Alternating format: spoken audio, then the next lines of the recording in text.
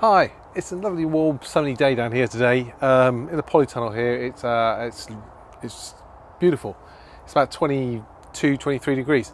So we're in our t-shirts today. So today we're going to start our March planting.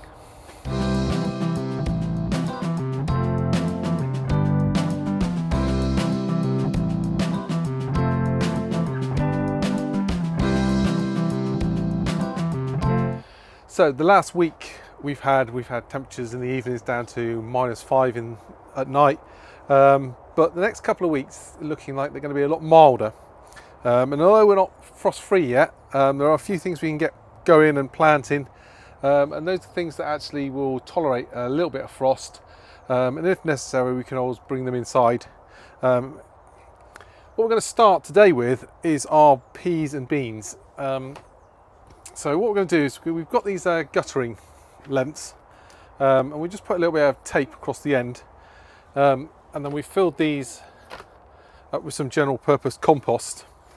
Now the advantage of this is that once you we'll sow all the peas and beans in these, and then when we come to actually, once they've grown and they're a reasonable size and then we want to transplant them outside in about 5 to 6 weeks, we can then just like scoop out the whole of that, just take off the tape off the end and then create a little furrow in the ground, and then we'll just lay them all the way through.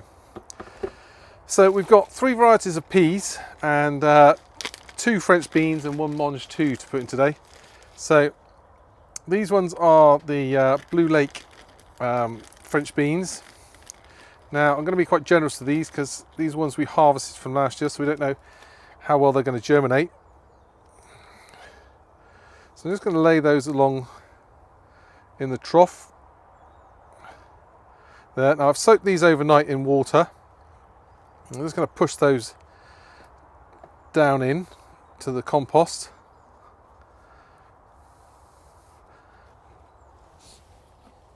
I'm just going to get a little bit of top compost and just cover those over on the top. We're going to do the same for not forgetting to put a label in somewhere so we know which ones are which.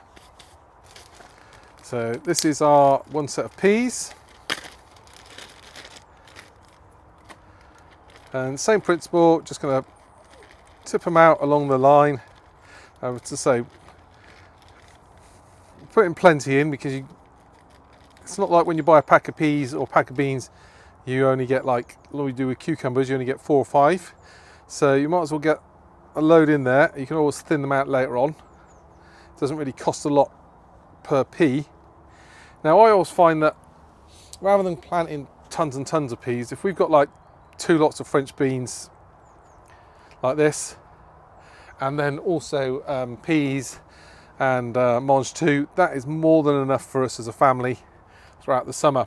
And what I'll do is, once these are sprouted up, and they're a little bit higher, they'll then be okay to go outside. They can tolerate a little bit of frost, a light frost and stuff like that, and we can always, if we're going to get a bit of a harder frost, we can always fleece them over.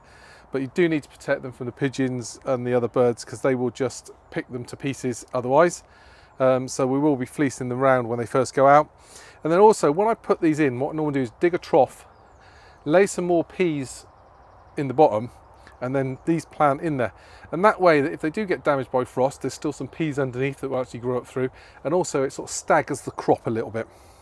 So I'm going to get the rest of these planted up, and then we'll go on to the next phase. Now I'm just going to give these a good old soaking over. The compost is quite dry, so give them a good old drench over.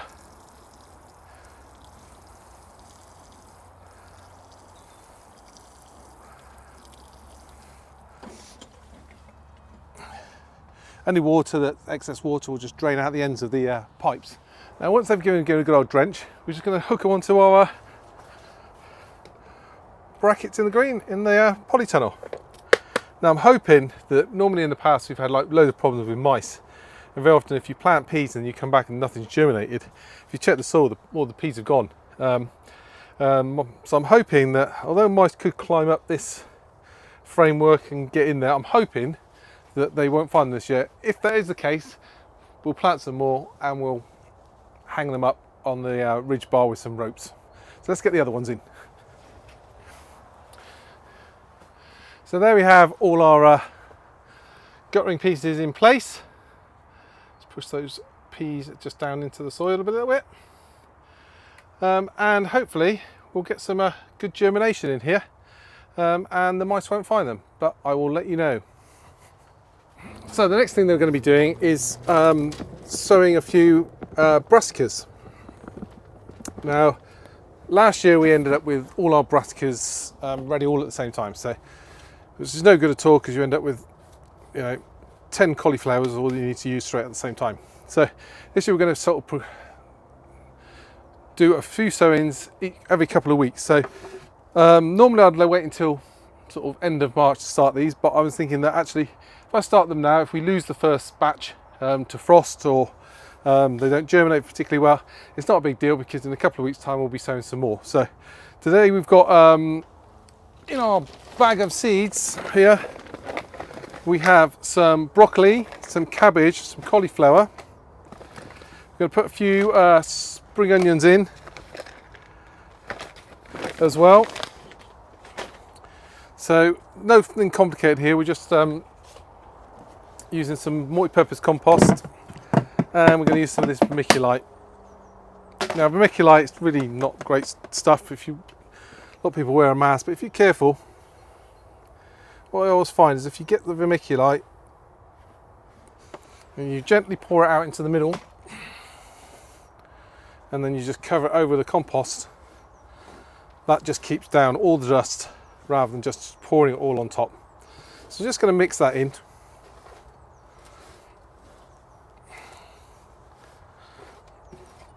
As I say, this is just sieved multi-purpose compost. We've put it through like this coarse sieve, just to remove all the big twigs and stuff like that.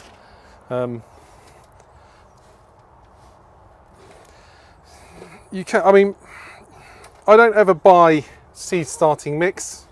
Pretty much all the nutrients that a seed needs to get itself going is actually already contained inside the seed.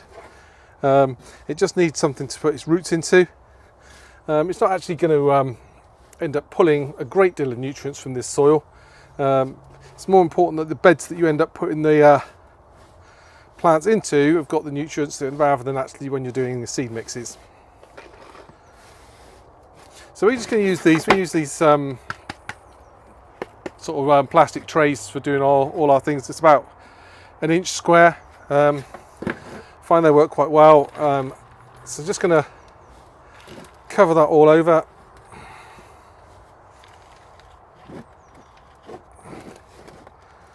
And then just using nature's dibber, we're just going to firm that down so it's just below the surface. And I find that works quite well, because then you're not trying to push hard, just firm it down to get rid of the looseness.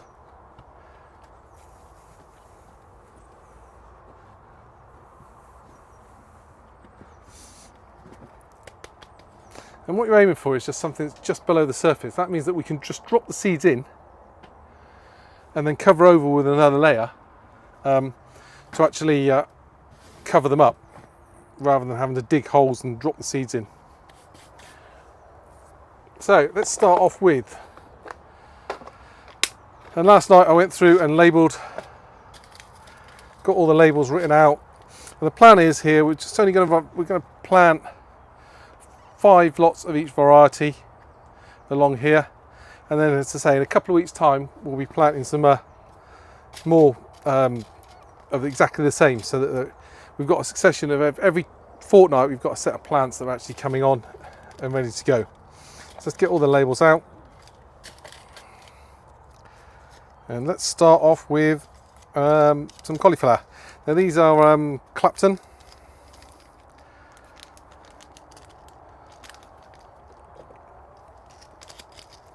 So we'll just run through these and then I'll get plants. So cauliflower wise, we have some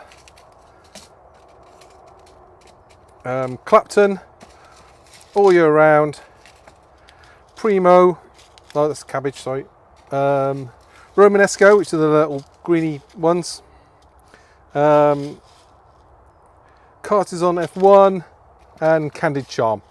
So we've got 5 sets of cauliflower. We've got 4 sets of cabbage. We're going to put some spring onions in as well, and we're also going to put 3 or 4 lots of broccoli in. So I'm going to get on and do that. So it's just a case of taking the top off the packet where I've sealed it up before. Put that in the bin.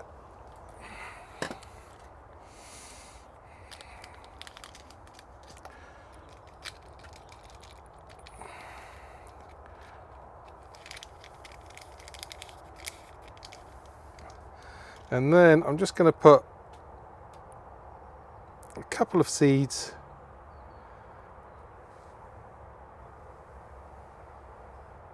in each one.